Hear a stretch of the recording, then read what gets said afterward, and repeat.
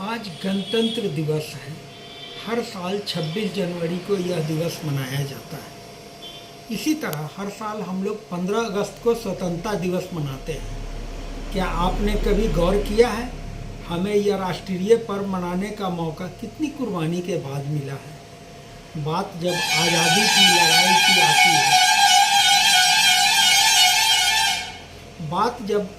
की लड़ाई की आती है तो हम लोग गांधी, नेहरू, पटेल और सुभाष चंद्र बोस जैसे चंद महान विभूतियों का नाम लेकर इतिश्री कर लेते हैं।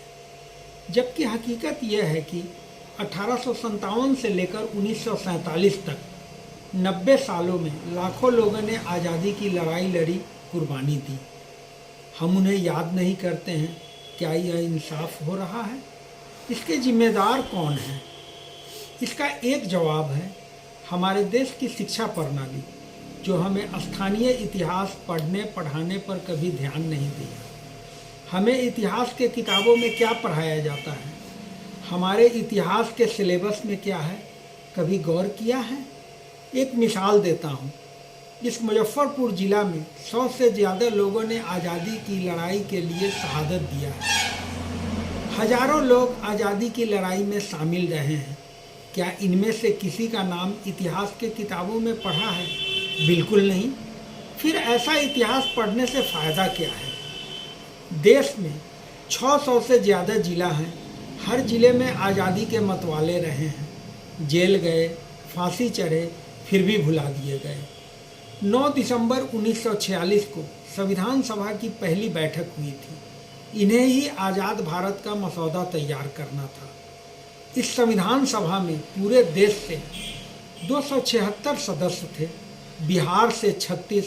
क्या आपको मालूम है इस संविधान सभा में अपने मुजफ्फरपुर के 5 सदस्य थे। वो तजम्मुल हुसैन, श्यामनंदन सहाय, एस नारायण मेहता, दीप नारायण सिन्हा और महेश प्रसाद सिंह।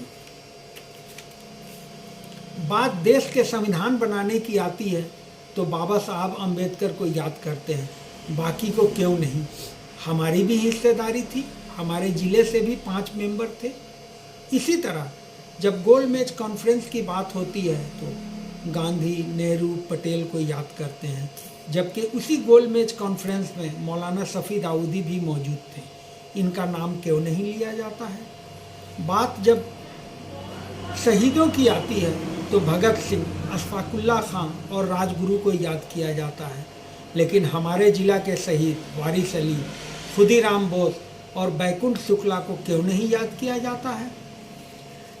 हमें फ़ख्र है कि हम लोग उस सरजमीन वैशाली मुजफ्फरपुर से आते हैं जिसने पूरी दुनिया को प्रजातंत्र का पाठ पढ़ाया।